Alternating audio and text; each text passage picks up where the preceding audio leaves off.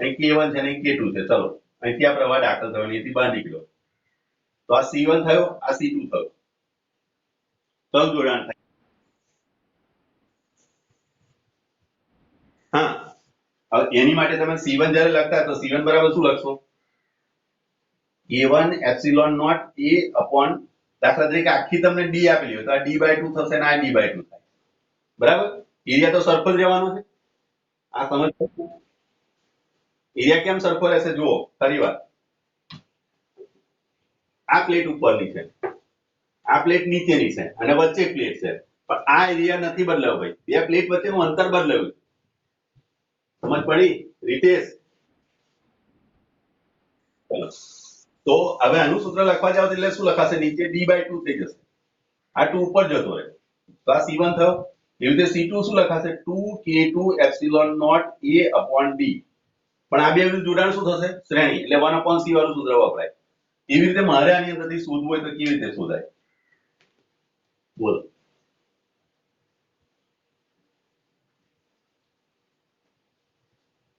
હમણાં જે દાખલો કર્યો હે, હમણાં જે દાખલો કર્યો ને એવો જ દાખલો છે. બોલો.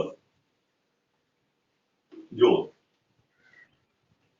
અને O, A, B અને C નામ આપ્યું. તો O થી X અંતરે dx જાડાઈનો સૂક્ષ્મ ખંડ વિચારો. ચલો ક્લિયર? તો અહીં આપણે આ dx જાડાઈનો એક સૂક્ષ્મ ખંડ વિચારી લીધો. ક્લિયર? ચલો આ K2 ને હું સેટ સાઈડ પર લઈ લઉં. માની લો કે આ અંતર અહીંથી આટલું અંતર જે છે એ y છે, તો આટલેથી આટલું અંતર કેટલું થાય? d - y થાય. હવે આ વસ્તુને મેં ઝૂમ કરીને બતાવું છું, અને ઝૂમ કરીને આપણે કાઢીએ. આ કંઈક આવું છે.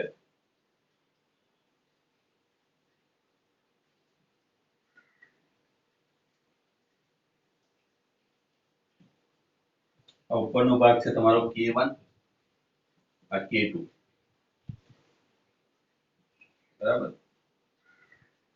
આ ભાગ જે છે એ હું dx ની વાત કરું, આ dx છે, બરાબર? આની પહોળાઈ જે છે એ તો a છે, બરાબર? પણ આ લંબાઈ dx માટે લખાય d - y અને આની માટે લખશો તમે y. સમજ પડી? આ d - y વાળો પોર્શન અહીંથી મેં કાઢીને આગળ મૂક્યો. એની નીચે વાળો પોર્શન આ y વાળો પોર્શન છે, અને એનો ડાયલેક્ટ્રિક અચળાંક K2 છે, આનો K1 છે. સમજ પડી? કોઈ કન્ફ્યુઝન હોય તો કહેતા રહેજો, બરાબર?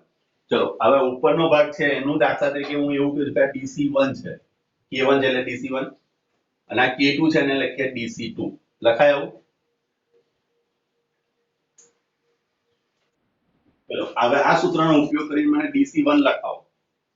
હવે DC1 બરાબર શું લખાય? આ સૂત્રનો ઉપયોગ કરજો. જો એપ્સિલોન નોટ A તો આવશે, એપ્સિલોન નોટ તો આવશે, અહીં K1 આવશે. હા, અને એની જગ્યાએ શું આવશે? આ બેનો ગુણાકાર. આ પ્લેટની આ જે ખરી ને આ ચોરસ પ્લેટ છે, આ પ્લેટની એ તો એમની એમ જ રહેશે, પણ આ dx જાડાઈ આપણે વિચારી, અને આ પ્લેટની પહોળાઈ એ હતી, યાદ કરી લો. તો મેં તમને હમણાં સમજાવ્યું છે. આ નથી બદલાતું ભાઈ. એમાંથી આપણે ટિપ્સ કાપી છે, તો અહીંયા આગળ શું લખાશે? બોલો. a બરાબર શું લખાશે? a dx થશે, બરાબર? અને d ની જગ્યાએ શું લખાશે? d - y. હું આ તો ખાલી તમને આ સમજાવું છું કે આ રીતનું આપણે સિચ્યુએશન થશે. તો હવે સૂત્ર શું થયું? બોલો. K1 એપ્સિલોન નોટ a ની જગ્યાએ લખશો a dx અપોન d ની જગ્યાએ શું લખાશે? d - y. ચલો આ સૂત્રમાં સમજ પડી? ઉપર જે લખ્યું કોઈ કન્ફ્યુઝન? ચલો એ રીતે હવે DC2 શું થાય? બોલો. K2 epsilon naught a dx upon d ની જગ્યાએ આ ઇક્વેશન 1 થયું, આ ઇક્વેશન 2 થયું. પહેલું બીજું ઇક્વેશન દરેકને સમજ પડી ગઈ? ચલો હવે મને તમે એમ કહો કે આ જોડાણ હવે કેવી રીતે ગણાશે આપણી જોડે?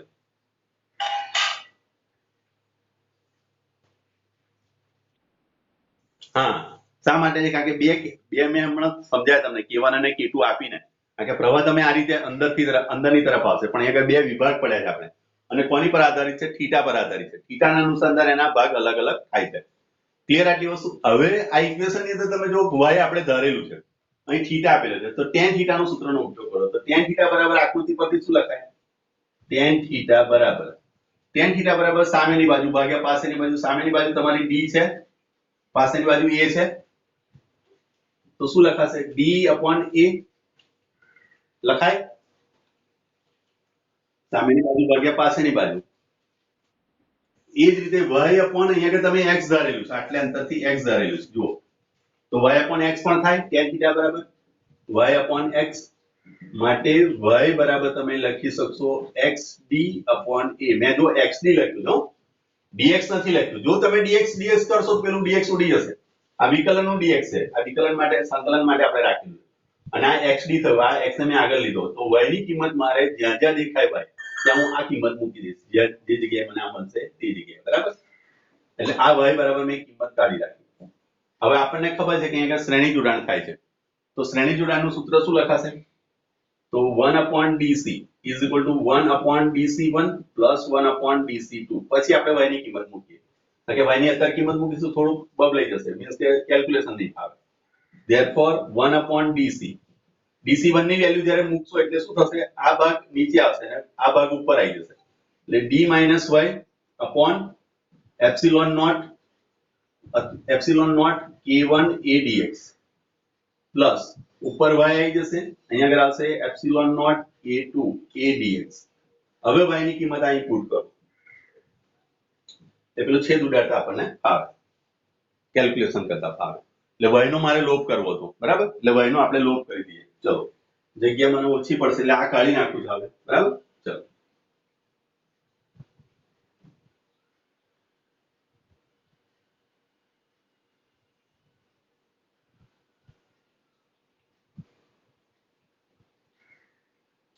જોડાણ લખી દો શ્રેણી. બરાબર? શ્રેણી. બરાબર? એટલે તમને અંદાજ આવી જાય. ચલો, 1/dc is equal to y ની જગ્યાએ લખશો શું લખશો? xd/a upon epsilon naught k1 a dx plus xd/a epsilon naught k2 a dx is equal to આ અહીં ગુણાકારમાં જશે એટલે ad xd અને આ a નીચે આવી ગયો એટલે epsilon naught k1 a square dx plus xd upon epsilon naught k2 a square dx. હવે લસા લેશો એટલે અહીંયા જો અહીં k1 છે ને k2 છે, બાકીનું બધું સેમ છે એટલે k2 અહીં ગુણાશે, k1 અહીં ગુણાશે. એટલે એ લખશો તમે ad k2 plus xd k2 sorry minus plus અહીંયા આગળ xd k1 બરાબર અપોન અહીંયા આગળ થઈ જશે તમારી જોડે epsilon naught k1 k2 a square dx. Clear? હવે આ 1/dc ચાલે છે. therefore dc બરાબર ઉપર લોશો તમે એટલે શું થશે? epsilon naught k1 k2 a square dx upon હવે આની અંદરથી જો એક તો d કોમન નીકળશે બધામાં. બરાબર? અને આ બેમાંથી x કોમન કાઢી લે એટલે d તો આપણે કોમન લઈ લઈએ. ad બાર a થયો અને k2 પેલામાંથી k2 રહ્યો. હવે આની અંદરથી હું x કોમન કાઢું છું પ્લસ x તો k1 પ્લસ અને માઇનસ k2 થશે. d પહેલેથી બહાર કાઢી લીધો. આ રીતનું એક સૂત્ર બન્યું. ખ્યાલ પડી ગયો? બોલો. હેલો, ચલો હવે આનું સંકલન કરો.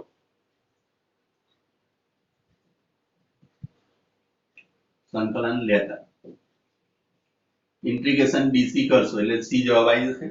આની પર સંકલનને એપ્લાય કરી આપણે. લિમિટ કઈ મૂકશો? 0 થી a. પેલી બાજુ આપણે 0 થી l લખી દીધી, યાદ કરો. બરાબર?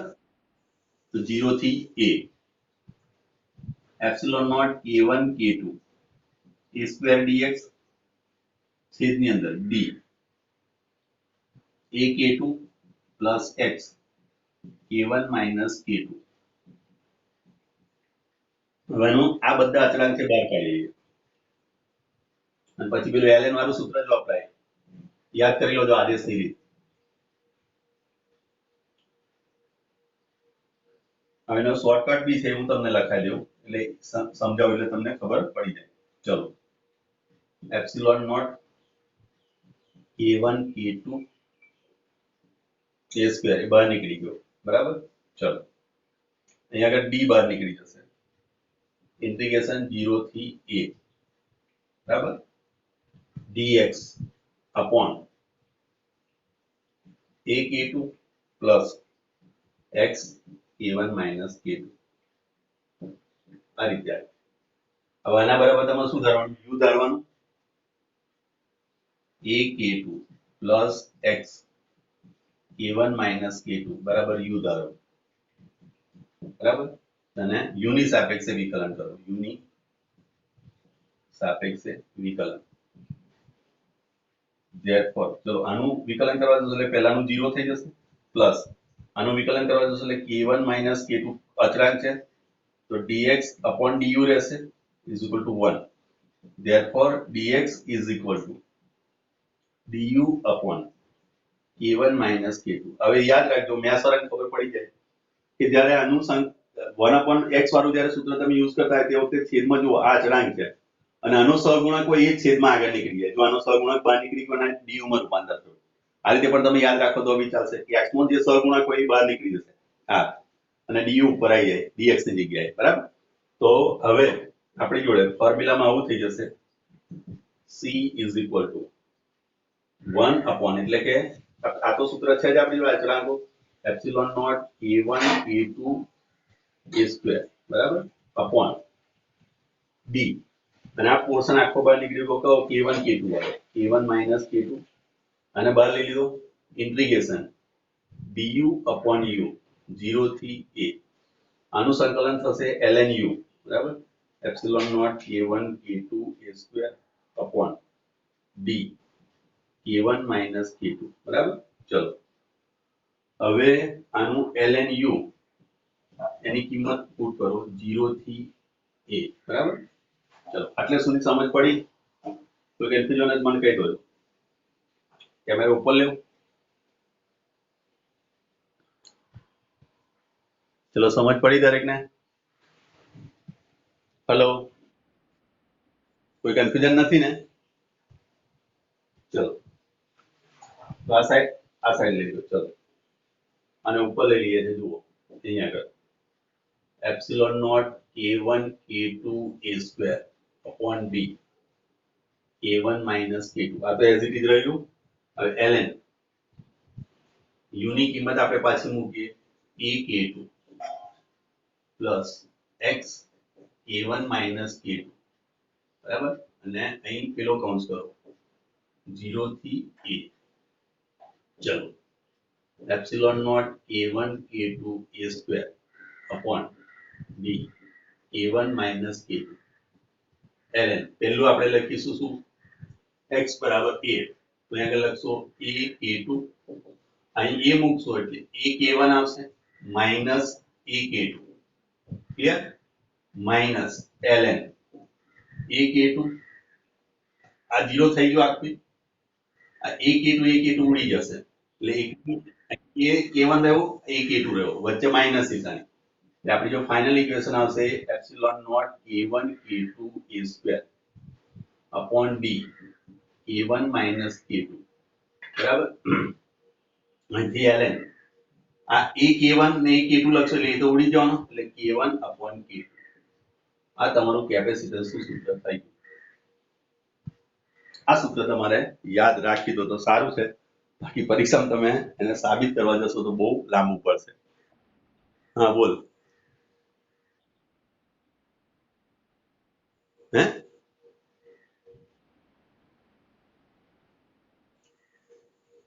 x ની જગ્યાએ મૂકવાનો ને આપણે ચલ કોણ છે બરોબર યાદ આવી ગયું. ઓકે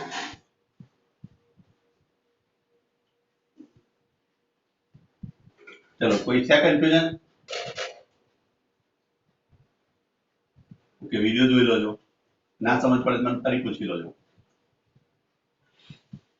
પણ આ ટાઈપનો દાખલો 2019 માં પૂછેલો છે આ દાખલો, એમાં ખાલી એટલું જ કરેલું છે, આ રીતનો એક દાખલો છે, અહીંયા આગળ ખાલી કી આપેલો છે અને અહીં હવા આપેલી, તો શું કરવાનું હવે બોલો? આ સૂત્રમાં a2 બરાબર 0 લઈશું, મોટામાંથી નાનું બાદ કરીશું ને, આનો બરાબર ક્લિયર? a2 બરાબર 0 નહીં લેવાય, 1 લેવાશે. હવા માટે 1 લઈએ છીએ આપણે ડાયલેક્ટ્રિક અચળાંક, હવા માટે શું લઈએ છીએ આપણે 1, બરાબર ક્લિયર? તો અહીંયા આગળથી તમે આને 1 કરી દો તો અહીં ખાલી કી આવશે અને અહીં આગળ 1, આ જવાબ થઈ ગયો આ 2019 નો. અહીં તમને કોઈ પણ થીટા આપી શકે છે, બરાબર, એની સાથે કોઈ લેવા દેવા નહીં, કોઈ પણ થીટા આપેલો 50 60 70 80 90 ગમે તે આપેલો હોય, આપણે 90 તો નહીં આપે, 90 તો સીધે સીધું થઈ જાય, પણ 0 થી 90 ની વચ્ચેનો ગમે તે એંગલ આપ્યો તમે આ રીતે આરામથી શોધી લો, એ થીટાથી સ્વતંત્ર થઈ ગયો, તમે જોઈ શકો થીટા પર આધારિત નથી. ચલો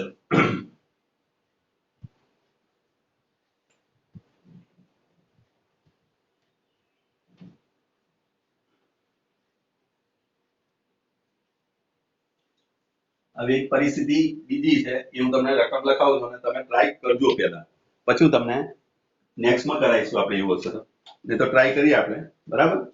ચલો એક પરિસ્થિતિ આવી આપણને આપેલી હોય કે આ બે સમાંતર પ્લેટ આપેલી છે, બરાબર, અહીંથી એનો E1 છે અને અહીં આગળથી E2 છે, બરાબર, E1 થી E2 તરફ આ રીતે આ ડાયલેક્ટ્રિક માધ્યમ આપેલું છે E1 થી E2 સુધીનું, બરાબર. ચલો એક સમાંતર પ્લેટ કેપેસિટરની બે પ્લેટ વચ્ચે એક સમાંતર પ્લેટ કેપેસિટર ની બે પ્લેટ વચ્ચે એક ડાયલેક્ટ્રિક દ્રવ્ય, એક ડાયલેક્ટ્રિક દ્રવ્ય કે જેની પરમિટિવિટી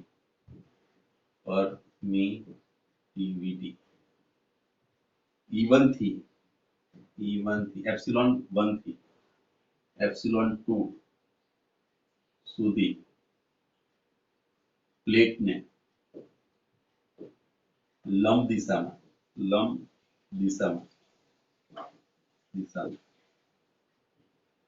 રેખીય રીતે બદલાય છે.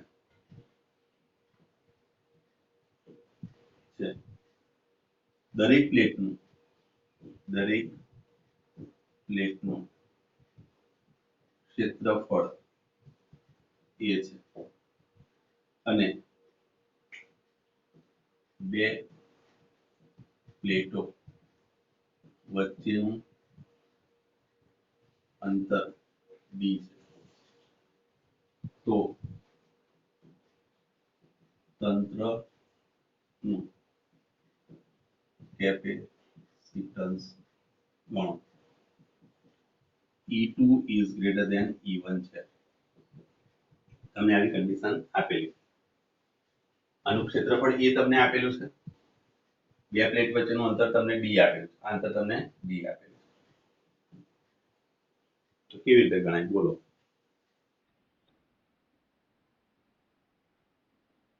હા વેરી ગુડ, સરસ. ચલો બહુ બધી પ્લેટ ધારીશું આપણે વચ્ચે, બરાબર, ને શ્રેણી જોડાણ આવશે, બરાબર. ચલો પરમિટિવિટી નો ફેરફાર થાય છે પણ અહીંયા આગળ E1 થી E2 જાય છે, હે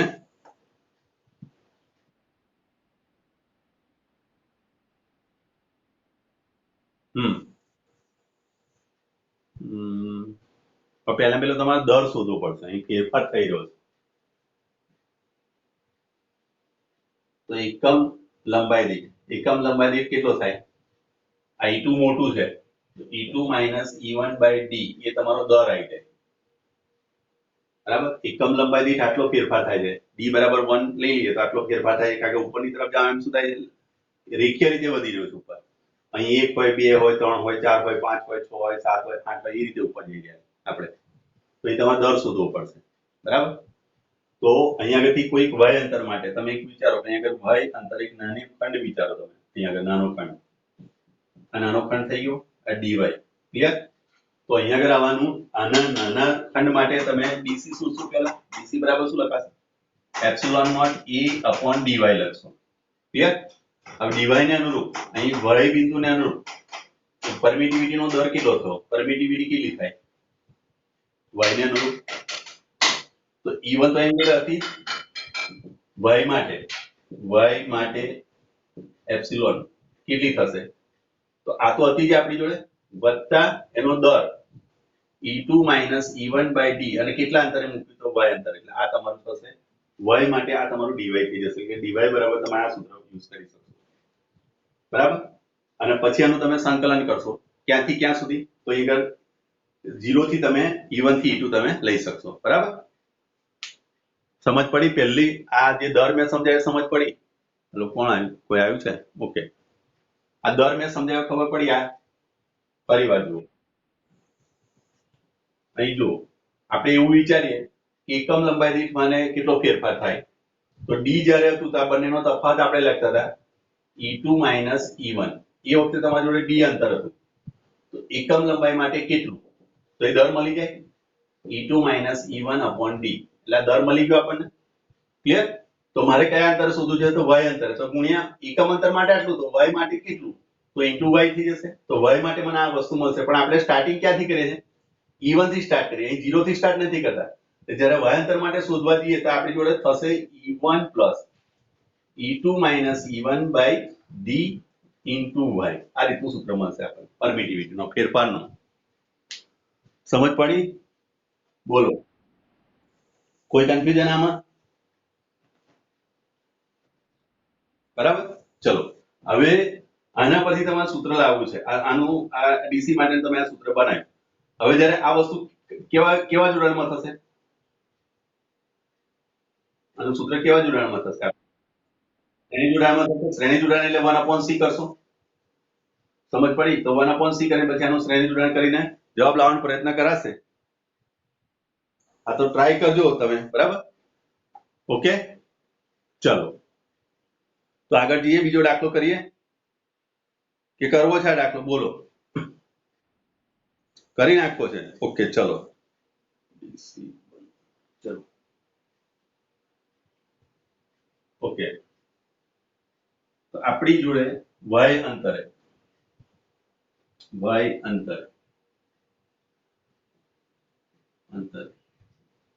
પરમિટિવિટી બરાબર epsilon 1 plus e2 e1 upon d into y થાય, ક્લિયર? તેને અનુરૂપ કેપેસિટન્સ શું લઈશું? બોલો, dc બરાબર epsilon naught a upon dy.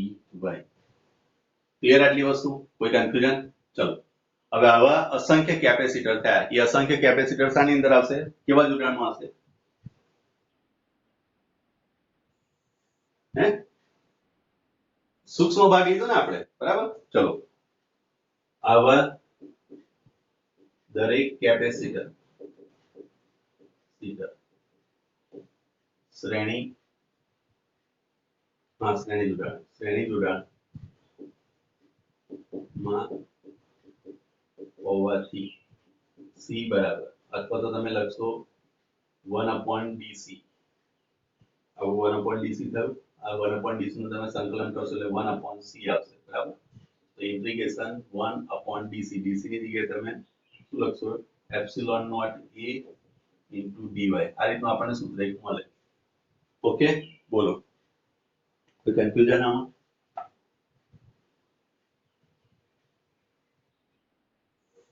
Okay, ચલો હવે આપણે dy ઉપર લઈ લીધો. ચલો 1/c is equal to dy ઉપર જતો રહેશે અને એપ્સિલોન નોટ a નીચે આવી ગયો, બરાબર? અથવા તો c ની કિંમત પહેલા લઈએ, dc ની વેલ્યુ પહેલા કાઢી અને પછી એનું સંકલન કરી નાખીશું, બરાબર? dc ની વેલ્યુ પહેલા કાઢી લે, કારણ કે નીચેની અંદર શું આવે? dy આવે. પેલાની ઉપર આપણે સંકલન કરતા નહીં ફાવે. તો પેલા સી અહીંયાથી મારે કાઢવું હોય તો એ શું કરીશું આનું ડીસી બરાબર હું અહીંયા આગળ લખીશ epsilon naught A upon D Y ની જગ્યાએ શું લખાશે E1 plus E2 minus E1 by D into Y આ રીતનું સૂત્ર મળશે હવે આનું સંકલન કરીને પેલા સી લઈ લઈએ અને સી કરીને પછી એનું 1 અપોન સી કરી દઈશું આપણે સમજ પડી બરાબર કારણ કે ઉપર આપણે એનું સંકલન કરતા નહીં ફાવે આપણને એટલે સૂત્ર આપણી જોડે ln વાળું નહીં આવે નહીં તો બરાબર dy ફેરફાર કેટલો થયો y અંતરે પરમિટિવિટી નો ફેરફાર કેટલો થશે આટલેથી આટલા અંતર માટે મેં તમને પહેલા શું કીધું આ છે દર એટલે આટલો થયો આપણે y અંતરે આપણે જે રીતે પેલી બાજુ આપણે x અંતરે સુધારતા હતા પેલા દાખલામાં આપણે શું કર્યું હતું આ રીતે અહીંયા આગળથી એક બ્લોક મેં પાડ્યો હતો અહીંયા આગળથી એમ કીધું કે x અંતર માટે એ રીતે અહીંયા આગળ y અંતર માટે ઊભા અંતર માટે લીધું ક્લિયર તો આને અનુરૂપ આનો નાનો ડીસી થયો અને નાના ડીસી થી આપણે એક સી કોમન કરી લઈશું આનું સંકલન કરી નાખ્યું એટલે આખો સી મળી જશે અને એનો 1 અપોન કરી નાખ્યું રેડી હલો